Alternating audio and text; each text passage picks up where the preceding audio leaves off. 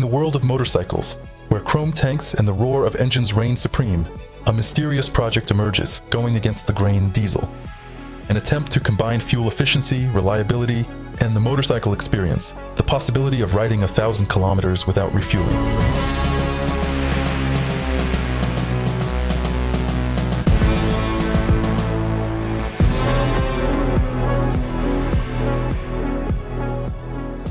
In the 1980s, France lived under the shadow of energy crises and rising fuel prices. These were conditions practically screaming for the creation of a motorcycle that would be more than just a whim, a practical means of transportation with minimal operating costs. And it was at that moment that engineer Louis-Marie Boccardo took on the bold idea of building a motorcycle with a diesel engine, not for racing, but for those who value pragmatism over emotion. His goal was not to shine at exhibitions, but to offer an economical, reliable, long-lasting two-wheeled machine for real-world use. He named the model the Boccardo Aero and began experimenting with both gasoline and diesel versions. However, manufacturing is not just about ideas and blueprints. Behind him were limited resources, a small team, and little money. This is where ambition clashes with reality. Louis-Marie Boccardo was not just an engineer. He was a dreamer and a perfectionist. He spent days and nights in the workshop, sometimes not even noticing how the world outside was changing. Every nut, every polished bolt was the result of his personal struggle with physics, logic, and his own limitations. And then there was the team, small but loyal. Each of them had their own doubts. Was it really possible to create a diesel motorcycle that would work on the road, not just on paper?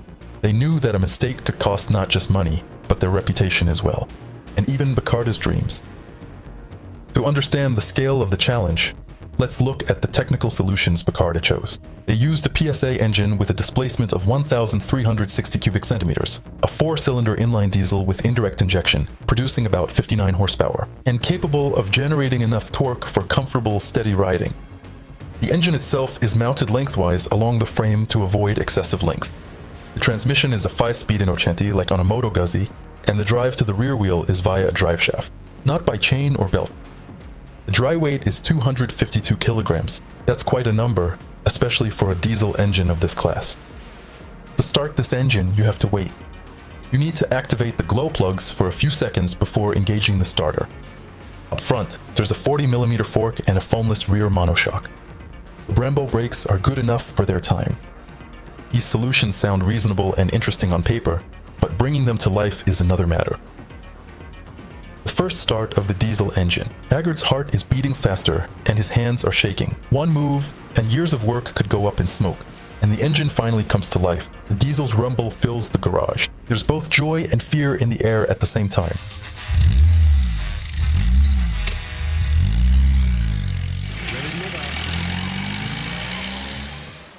But the success is short-lived. The mechanics can't take it. The front fork bends, the rear suspension creaks, and the balance falls apart. An idea born in the mind of a genius met the cold wall of reality. And here it is, the prototype that only ever saw the light within the close circle of the workshop. A few tests, countless nights, 100 hours of work.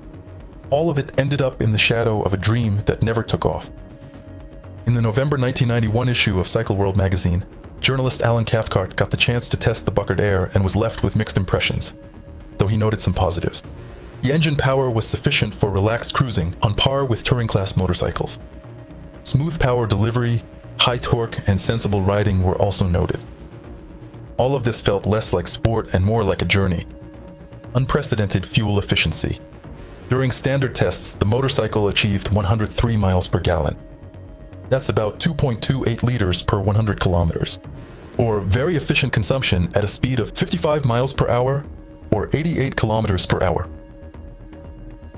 With the main idea of the motorcycle being not about speed, but about long-distance travel with minimal costs, the Boccardo handled it brilliantly. But there were significant drawbacks.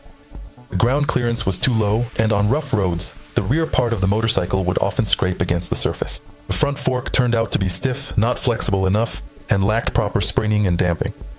The chassis simply couldn't keep up with the ambitions of the engine. Geometry, balance, dynamics, everything needed improvement. The price was very high. About $11,500 at the time, which was a very significant amount. This made the motorcycle inaccessible to the average buyer. The journalist summed it up. It shows amazing fuel efficiency, but the chassis doesn't live up to the engine. After the first tests, it became clear that having ambition wasn't enough. You need money, constant improvement, a market, and support. And as often happens with innovative projects, finances start to become an issue. Boccardo faces debts, limited production, and a lack of interest. According to various sources, only 5 units of the Aero model were actually produced. 2 gasoline and 3 diesel versions. The Boccardo company did not have a long commercial life. It dissolved or ceased active operations by the late 80s, although testing and publications continued until the late 90s. There was never any talk of export prospects or large-scale production. The motorcycle, while interesting, remained niche, expensive, and frankly too much for the mass market. Ambition and creativity collided with the cold world of business.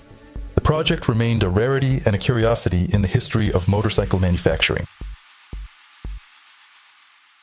What is left of the Boccardo Aero Diesel? Only a few units, a handful of magazine articles, and some memories in enthusiast clubs.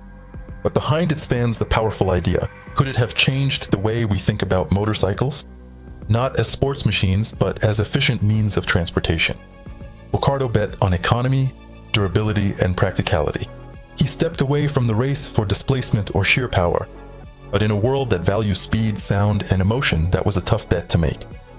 This motorcycle isn't about winning races or breaking records. It's about ambition, courage, and the passion that drives people to go against the current. This is a story about how a single idea can reflect human nature, our dreams, fears, hopes, and disappointments. Today, when we talk about ecology, alternative fuels, and innovative technologies, this project seems like a harbinger of the future. It taught us that even failure is a lesson and a motivation for progress. Sometimes history is made not by triumph, but by the journey that leaves a mark on the hearts of those who dared to dream. The Boccardo Aero Diesel is more than just a motorcycle.